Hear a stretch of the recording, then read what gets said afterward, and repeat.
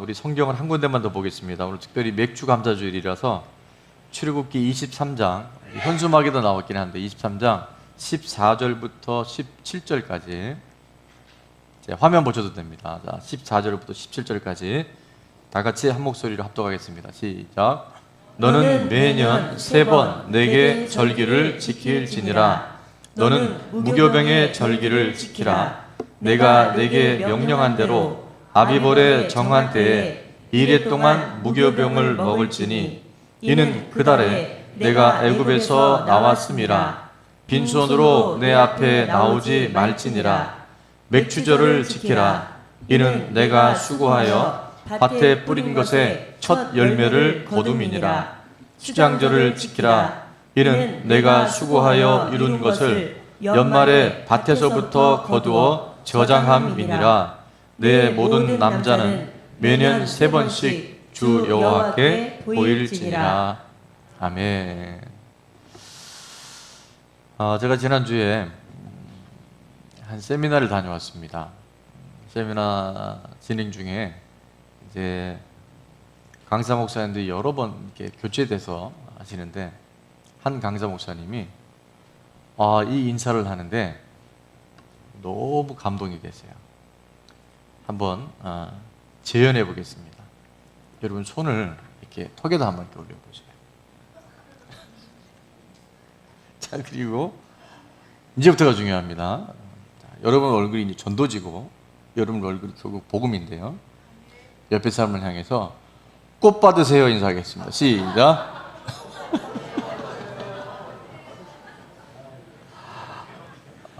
죄송합니다. 지금 이제 어려우신 분들이 많은데 그래도 꽃은 꽃이에요.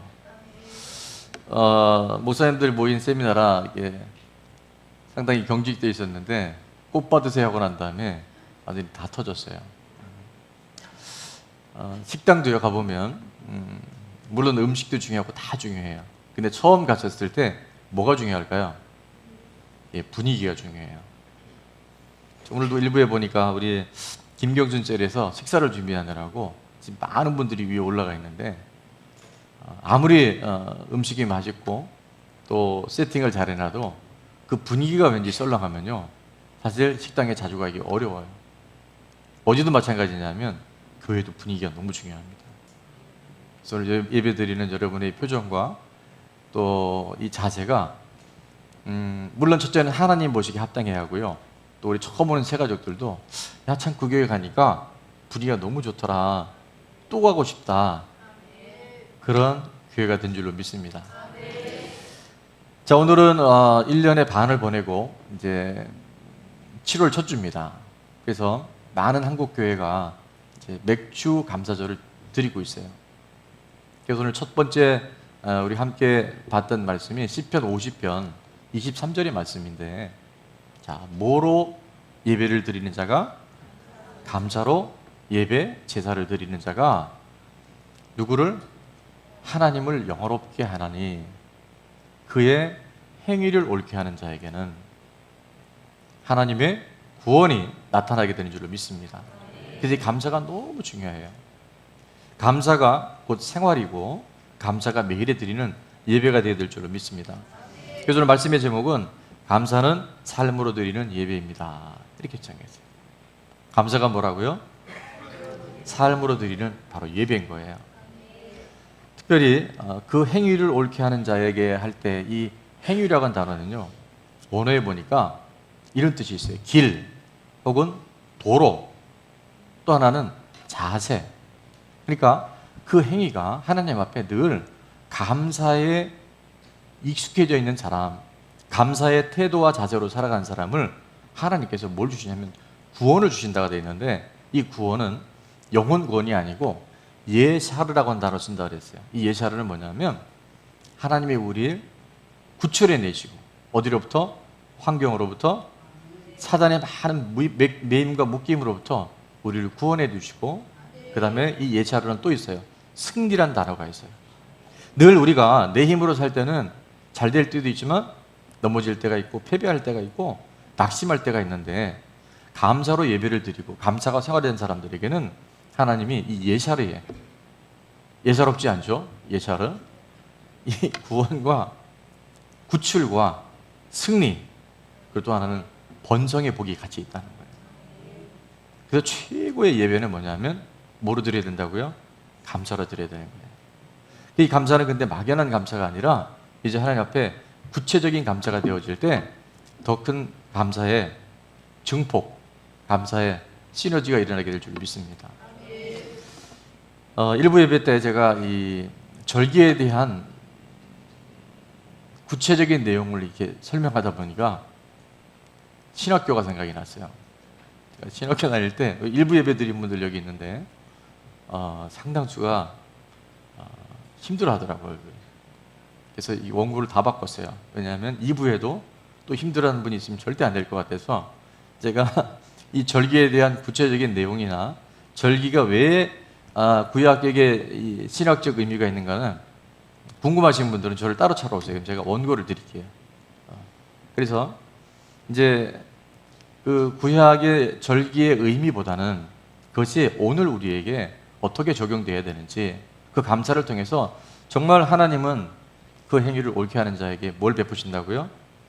구원을 베푸시는 분인데 그 구원에 실제가 일어나는, 구원이 내 안에 열매를 맺혀지는 그런 은혜가 있기를 주의 이름으로 축원합니다.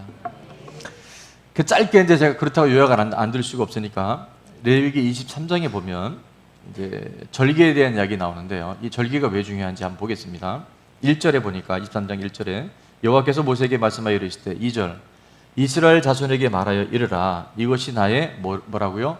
절기들이니 너희가 성회로 공포할 뭐라고 말씀합니까? 여호와의 절기들이다 이렇게 말해요.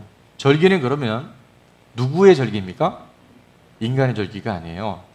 하나님의 절기, 나의 절기, 여호와의 절기라고 말씀하세요. 그럼 이것이 절대 주체가 우리가 아니에요. 하나님이 우리에게 명령하셨고 하나님이 이 절기를 통해서 하나님이 행하실 일이 있다고 하는 것이 이 절기 안에 감춰져 있다는 거예요. 그 절기를 원어에 보니까 모에드라는 단어를 쓰는데 모에드는 별로 중요하지 않아요. 모에 쓸 필요가 별로 없어요.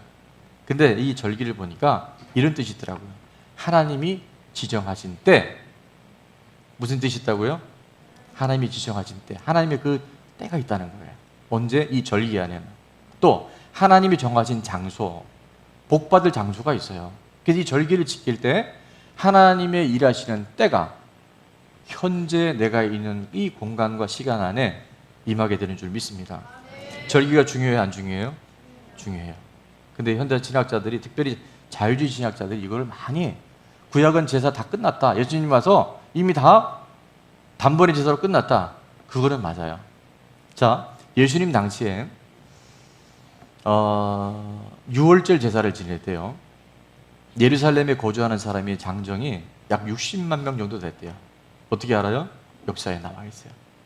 역사가 넌 크리스천이었던 요세푸스가 그의 기록한 그 유대인의 역사라는 책에 보면 예루살렘에 6월절 절기를 지킬 때 온 사람들이 60만 명이었는데 이 절기 중에 전 세계에 흩어져 있던 유대인들이 다 모였을 때 몇만 명 정도 모였냐면요. 한 몇 명 모였을까요? 예, 250만 명 정도 모였는데 실제 거주민은 몇 명인데 60만 밖에 안 되는데 4배가 넘는 사람들이 전 세계에 흩어져 있다가 뭐를 지키려고? 절기를 지키려고. 그 절기를 왜 지키려 왔을까요? 그것이 그만큼 중요하기 때문에. 그래서 오늘 자유주의 신학이 무조건 제가 비판하는 건 아니지만 그것이 하나님의 신본주의, 하나님이 우리에게 주시고자 하는 그 정신을 다 잊어버리게 만들고 인본주의로 만약에 그것이 간다면 우리는 그것을 잘 분별할 수 있어야 돼요. 아멘. 여러분 안에 정말 하나님은 어제나 오늘이나 영원토록 동일하신데 지금 잘못된 이 신학 사조가 들어와서 다 필요 없다. 심지어는 교회도 필요 없다. 그게 뭘까요? 사단의 전략이에요. 그러니까 여러분이 잘 분별하셔서 난 예수님 믿기 때문에 뭐 교회 안 다녀도 돼. 이런 분들이 가난한 성도라고 말씀드렸죠. 가난한 성도가 거꾸로 하면 뭘까요? 안 나가. 그런 정도가 300만이나 된대요 지금. 왜 이런 일이 생겼을까요? 교회는 예수님이 핏값 주고 사셔서 고린도서 1장 20절에도 보면 사도 바울이 그리스도의 남은 고난을 내 육체에 채우는데 뭐를 위하여? 교회를 위하여. 교회는 베드로가 주는 그리스도시요 살아계신 하나님의 아들이라고 고백한 이후에 예수님이 뭐라고 약속해 주세요? 내가 이 반석 위에, 너의 이 고백 위에 뭘 세운다? 주님의 교회, 하나님이 주인된 교회를 세우는데, 이 교회는 뭐를 이길 수 없다? 음부의 권세가 이길 수 없는 유일한 것이 바로 주님의 교회인 줄 믿습니다. 주님이 주인된 교회인 줄로 믿습니다. 근데 사단은 지금도요, 이 교회를 넘어뜨리기 위해서 온갖 방법을 다 동원해요. 특히 신학교 안에 교수님들 안에 이런 사상을 들어와서, 죄송해요, 제가 이런 걸 비판은 아니죠, 분별은 해야 됩니다. 자, 우리 옆에 분에게 그렇게 인사했으면 좋겠어요. 판단은 하지 말되 분별은 해야 합니다. 예. 하나님이 주신 복을 다 갈아막아요. 그리고 마지막에 딱 남는 게 뭐냐면 인본주의가 남아요.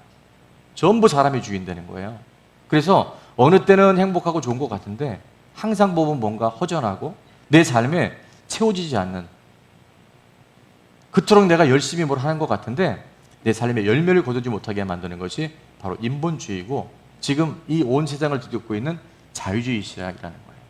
그래서 저희는 뭐 해야 되냐면요, 철저하게 복음주의로 가야 돼요.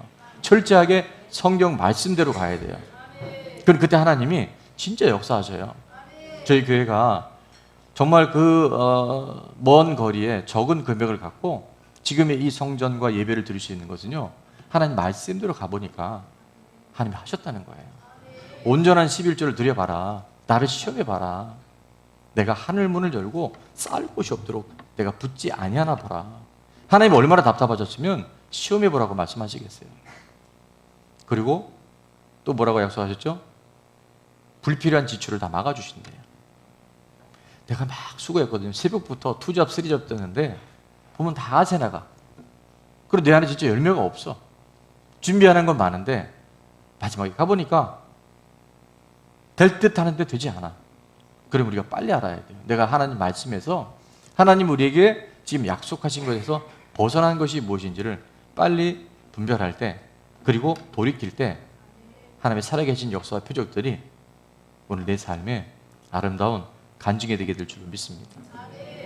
자, 그래서 이 절기는 사람을 위한 절기 같지만 하나님 우리에게 이미 명령하신 거고요. 하나님 우리에게 명령 뒤에는 반드시 하나님 것을 요구하실 때는요, 우리를 괴롭히려고 하는 것이 아니고 우리에게 뭘 뺏어가자라는 게 아니에요. 부모님이 자녀들에게 어떤 얘기를 할 때 그것이 우리 자녀들 힘들게 하려고 그럴까요? 그런 부모 아무도 없죠. 예. 지금 말 안 듣는 부모님들은 고개가 많이 이렇게 하는 것 같아요. 죄송해요. 꼭 그런 건 아닌데. 여러분, 부모님이 말씀하셔도 거기에는 자녀들에 대한 사랑이 있고 자녀들이 잘 되기를 원하는 부모님의 염원이 있어요. 하나님 우리에게 귀찮게 하시려고 그런 게 아니라, 어떤 처음 교회 나온 분이 그랬대잖아요. 이 성경책을 주고 보라 그랬더니 그 다음 주엔가 성경을 보고 와서 그러더래요. 왜 하나님이 이렇게 잔소리가 많냐? 잔소리가 아니고 이 어두운 세상에서 마귀의 전략, 인본주의가 지금 하나님의 백성들 다 뺏어갈 수밖에 없는 이때 우리가 그 덫에 걸리지 않으려고 하나님께서 우리에게 기준을 주신 거예요. 하나님의 말씀대로 법칙대로 살아가면 너희가 이 땅에서도 복을 받고 영원한 천국에 하나님 자녀로 이 땅에 누리며 살아갈 수 있도록, 또 나누며 살아갈 수 있도록 하나님께서 우리에게 약속의 말씀들을 주신 줄로 믿습니다. 우리 말씀은 먼 것도 아니고 어려운 것도 아니에요. 우리의 마음에 있고 우리의 입술에 있어요. 자, 그래서 오늘도 이 맥주 감사절기를 통해서 하나님 우리에게 왜 이 맥주 감사절을 지키라고 말씀하셨는지 그 내용을 간략하게 살펴보려고 해요.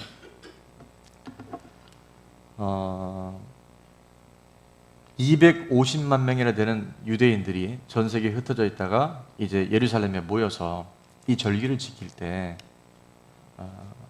한 번 그 절기에 죽은 양이요, 한 25만 마리가 된대요. 몇 마리요? 25만 마리.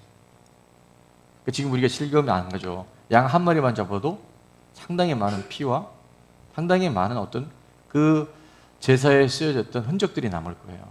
근데 한 마리가 아니고 두 마리가 아니고 10마리가 아니고 100마리가 아니고 1000마리가 아니고 10,000마리가 아니고 10만 마리가 아니고 25만 마리가 예수님 당시에 요세푸스가 그렇게 기록한 거예요.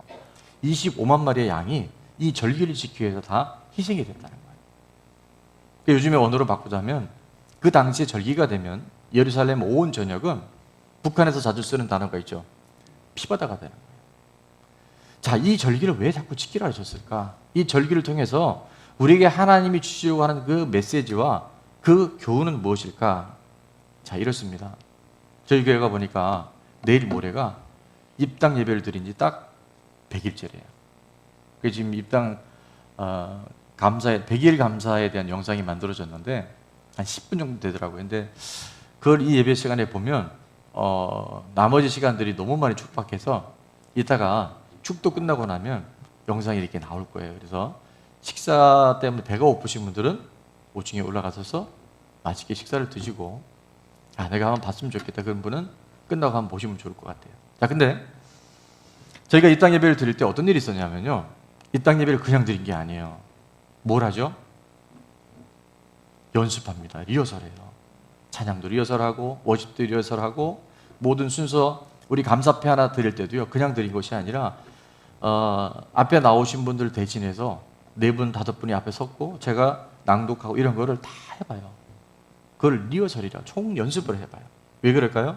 당일날 혹시나 무슨 동선에 불편함이 있지 않을까, 순서를 진행하는데 조금 부족함이 있지 않을까를 미리 예측해서 그것을 사전에 많이 준비하고 연습하는 것이 바로 리허설이에요.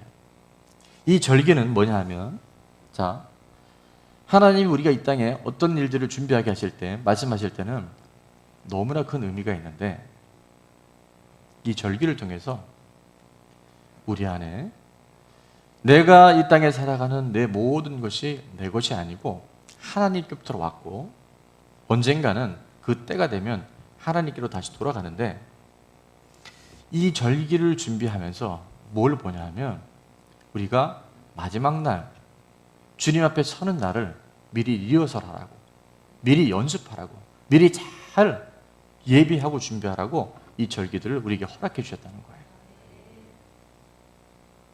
어린 양의 신부와 어린 양 신랑과 신부인 우리가 마지막 주님 오실 그날을 미리 준비하고 이 땅에서 경험하는 시간들. 그래서 그 큰 절기들이 한 번씩 이루어질 때 유대인들은 알아요. 이 땅에 이것은 하나님 나라에 이루어질 것에 대한 예표구나.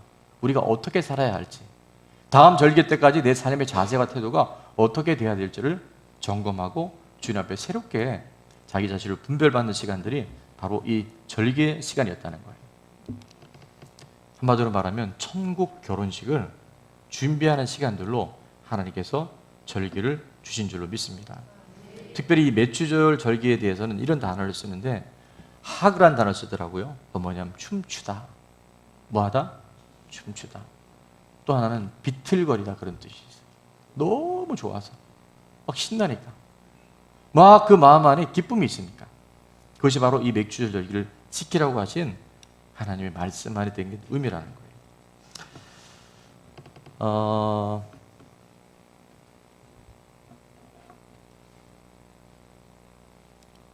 이 6월절이라는 얘기를 혹시 여러분이 오해하실 분이 있을까 간략하게 말씀드리면, 이 3대 절기의 가장 기초는 바로 6월절입니다.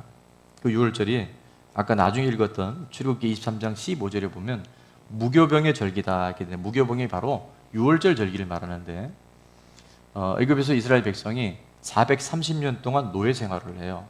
그리고 그들이 이제 출애굽합니다. 근데 하나님 분명히 모세를 통해서 그 노예 생활하던 이스라엘 백성을 이제 모세 선지자를 통해서 그들을 약속의 땅으로 인도할 때 그냥 나왔습니까? 아니면 과정에 어려움이 있었습니까? 어려움이 있었죠. 바로의 그 완악함이 절대 이스라엘 백성을 놔주지 않았어요. 그래서 10가지 재앙이 있는데 그 10가지 재앙 중에서 마지막 재앙이 뭐예요? 장자의 죽음입니다. 근데 하나님의 택한 백성들에게 미리 약속을 주셔요. 어린 양을 잡아서 피를 그 문설주에 바른 그 집에는 저주와 심판과 죽음이 뭐 한다고요? 넘어가요. 그걸 영어로는 패스오버라고 얘기를 하고 우리로 말하면 6월절인 거예요. 어린 양의 피를 바른 그 집은 죽음의 영이 들어오지 아니하고 그것이 넘어가요. 그것이 바로 유월절이었었어요. 그래서 이 유월절이 바로 예수님의 십자가를 상징하는데, 자, 그것이 오늘 우리와 어떤 의미가 있는가를 한번 살펴보게 되면요, 유월절이 있는 그날이 날짜로는 1월 14일이 됩니다. 그리고 1월 14일 다음 날이 며칠이죠? 1월 15일이 되는데, 1월 15일부터 일주일 동안, 한 주간 동안 바로 이 유교절이 시작이 돼요. 무교병의 절기를 먹는 유월절이 시작이 돼요. 그래서 이때 먹는 게 뭐냐면 바로 누룩이 없는 떡을 먹습니다. 어린 양의 죽음을 통해서 모든 가축까지도 다 죽었던 그 10가지 재앙을 오바했던, 유월했던 그들이 한 주간 동안 누룩이 없는 떡, 무교병을 먹게 되는데, 자, 이것은 뭐냐면 우리가 죄로부터, 애굽으로부터, 세상으로부터 구원을 받았다 할지라도 필요한 건 뭐냐면 우리의 삶은, 다른 말로 하면 옛사람의 모든 그 구습들, 아직도 내가 주인 되어 살았던 세상의 그런 것들이 애굽의 노예 근성이 빠졌을까요? 안 빠졌을까요? 안 빠지죠. 그래서 일주일 동안 무교병을 먹으라고 말씀하시는 거예요. 누룩이 없는, 누룩은 세상을 의미하는데 인간이 주인 되어져 살아가는 그런 패턴을 다 내려놓고 이제 그 한 주간 동안 정결 예식을 그들이 치르게 됩니다. 그래서 주변의 모든 것을 다 구석구석 청소를 하고 하나님의 백성으로서 스스로를 정결케 하는 때가 바로 그 첫 번째 절기인 유월절이었어요. 근데 이것이 예수님 당시에 요한복음 2장에 놓으면 예수님이 유월절을 드리려 예루살렘에 가십니다. 이제 가실 때 가장 먼저 하신 게 성전에 들어가셔서 대청결을 하셔요. 청소를 해버리십니다. 그래서 성전 안에서 장사하는 사람들이 있었죠. 소와 양과 비둘기 파는 사람들, 또 돈 받고 주는 사람들. 그때 예수님이 어떻게 하셔요? 노끈을 채찍으로 만드셔서 그것을 양을 내리치고 소를 내쫓고 상을 다 뒤집어 엎었어요. 예수님 성격이 보니까 대단하시더라고요. 그걸 만약에 여러분 재현을 해보십시오. 얼마나 예수님께서 그걸 싫어하셨는지. 하나님의 백성이 됐는데 예배하는 예배로운 우리들이 아직도 세상과 인본주의와 내가 주인 되어 있는 거 주님이 그토록 거기에 대해서는 용납하지 않으시는 거예요. 그래서 이 유월절을 준비한다는 것은 내가 세상에서는 구원받은 하나님의 자녀지만 여전히 육체를 입기 때문에 세상 속에 속한 우리들 안에 이제 구별된 삶을 살아야 한다. 왜? 그 구별이 바로 하나님이 우리를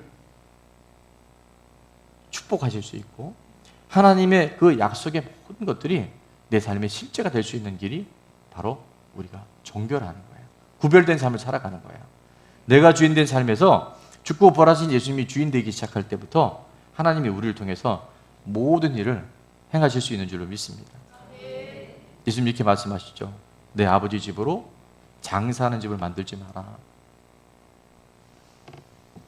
복음으로 정확한 주인이 바뀐 우리들 안에 뭐가 일어나야 되냐면요, 변화가 일어나야 됩니다.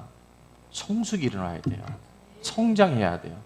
근데 그것이 안 되면 어떻게 되지 않습니까?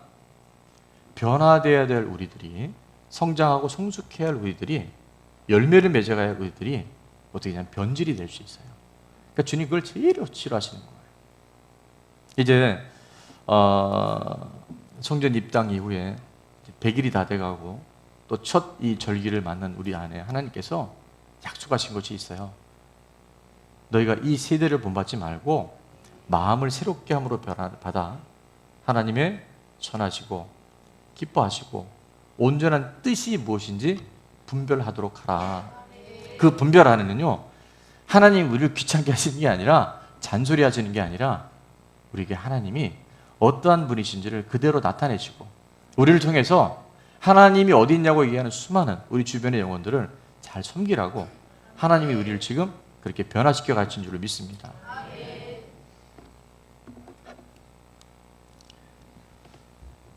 그리고 이제 두 번째 절기가 바로 이 맥주절이죠. 오늘 16절, 우리 앞에도 지금 보이는데 맥주절을 지키라. 그러면서 이렇게 말씀해요. 이는 내가 수고하여 밭에 뿌린 것에 첫 열매를 거둠이라 말씀하세요. 자, 맥주절은 수고하여 밭에 뿌린 것에 첫 열매라고 말씀하세요.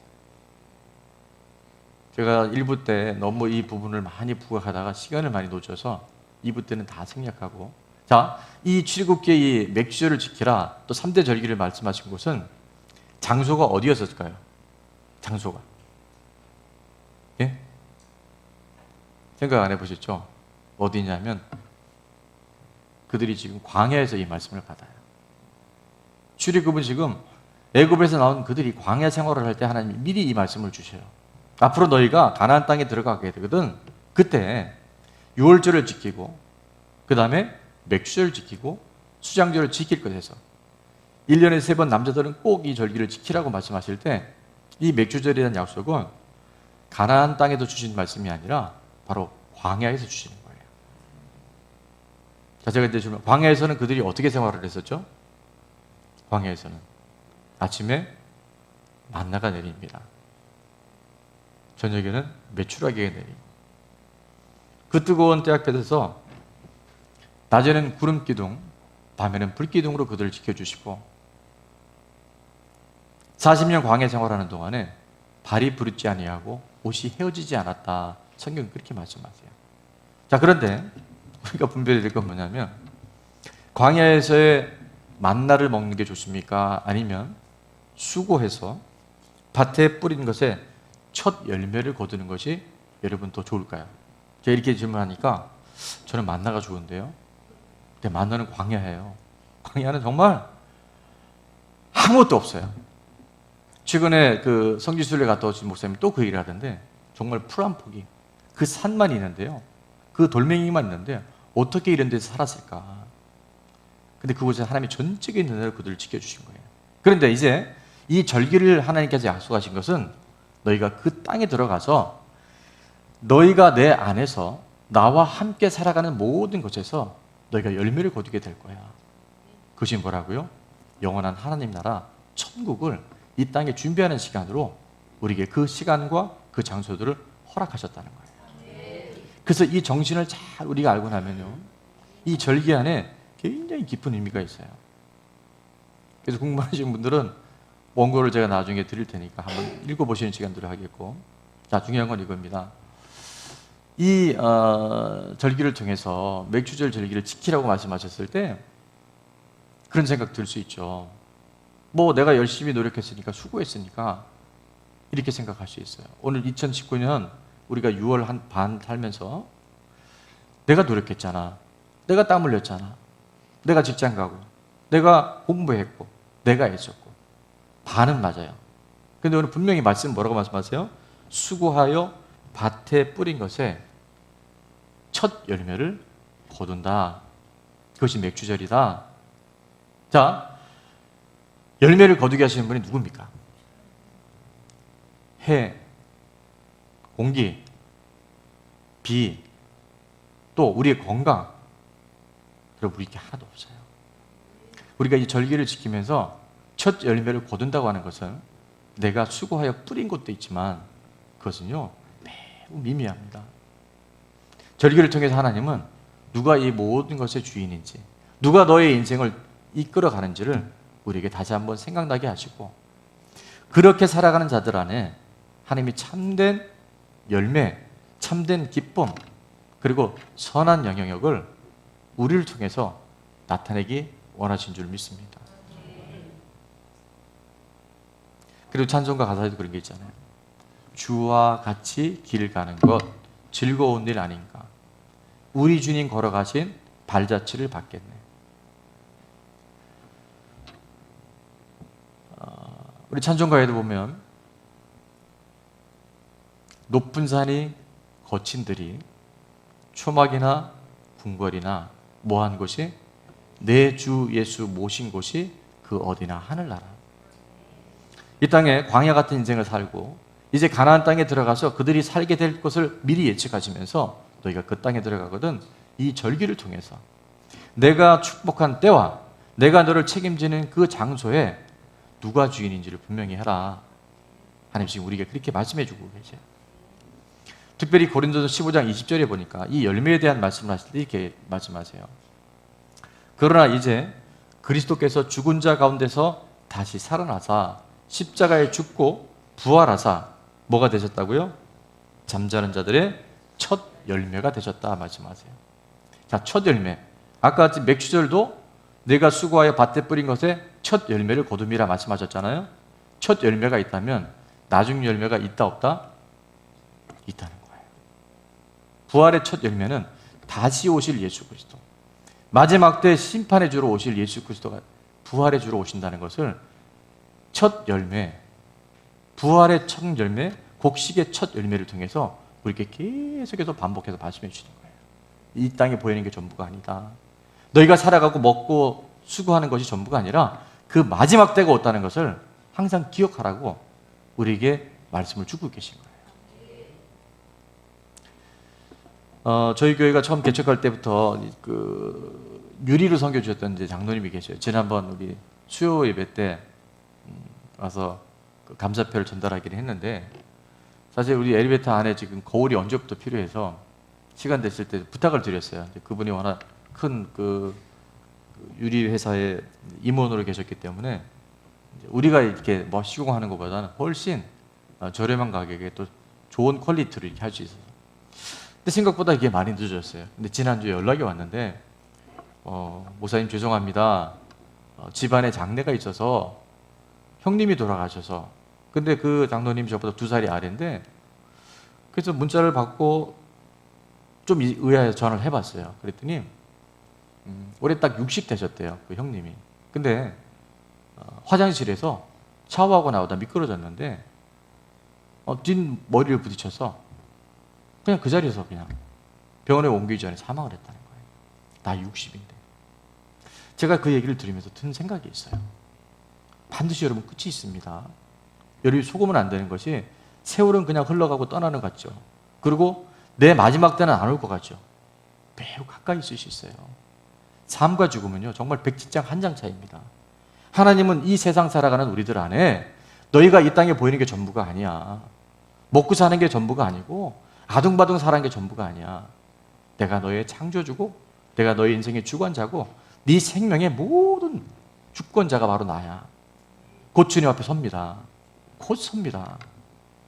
근데 희한하죠, 우리는. 맞아요, 저 죽긴 죽는데 언젠가 죽을 거예요. 먼 미래에 죽을 거예요.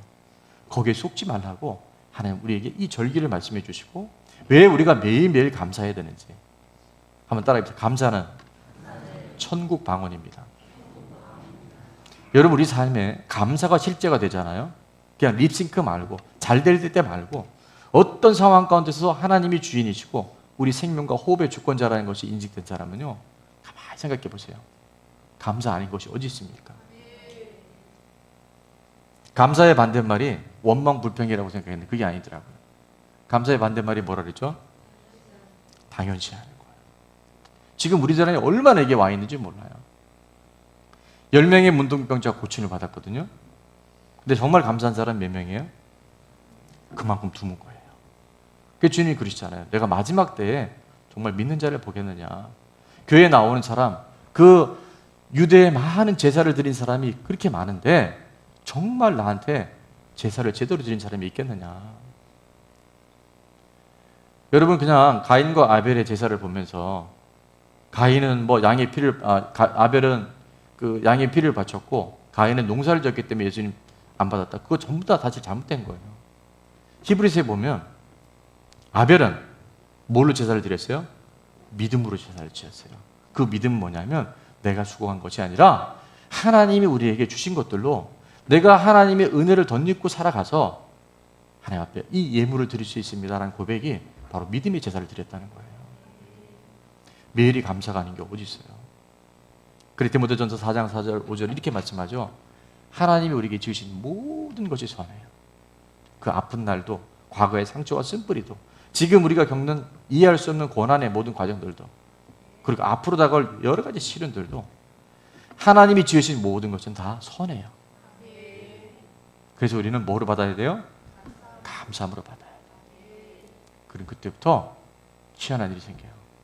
아, 그때 그 일이 있었지 말아야 되는데 왜 내 인생에 그런 아픔이 왔었을까 생각하지만, 오늘 하나님이 누구이신가를 정확하게 내 삶의 중심에 모시고 나면, 죽고 부활하신 예수님이 정말 나의 주인이 되시면 이해할 수 없는 그 사건이 오늘은 나를 더 성장하게 만들어 나의 모든 그 틀을 하나님의 그 크고 비밀한 일들로 나를 넓히셨고, 앞으로 하나님이 더 큰 사명을 감당할 수 있도록 나를 준비시켰구나 라는 것이 아멘이 됩니다.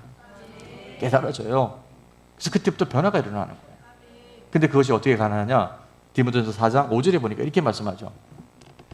버릴 것이 없나니 하나님의 말씀과 기도로 거룩하여 집니다. 뭐와 뭐로 거룩해 준다고요? 하나님의 약속하신 말씀과, 그 다음에 우리가 기도는 다른 게 아니라 내가 하나님 앞에 내 삶을 내려놓는 거예요. 내 힘으로 할 수 있는 사람은 기도할까요? 안 할까요? 안 하죠. 자기가 해버리잖아요. 기도는 내가 내 삶의 힘으로 살아갈 수 없다는 것을 인정하고 하나님 앞에 무릎 꿇는 거예요. 그것이 아브라함이 하나님께 받은 축복이에요. 내가 너로 큰 민족을 이루고 내게 복을 주리 할 때 그 복이 바로 바라크란 단어인데 무릎 꿇는 거예요. 기도할 때 내 생각으로 그것을 하고 내 느낌으로 하지 않고요, 하나님이 하실 수 있도록 우리가 맡겨드리는 거, 그게 바로 기도인데, 그때 하나님 이렇게 말씀하세요. 네 삶이 거룩해진다. 내 약속과 그 약속을 이루기 위해서 네 자신을 내려놓기 시작할 때 내가 너의 삶을 구별된 삶을 살게 할 거야.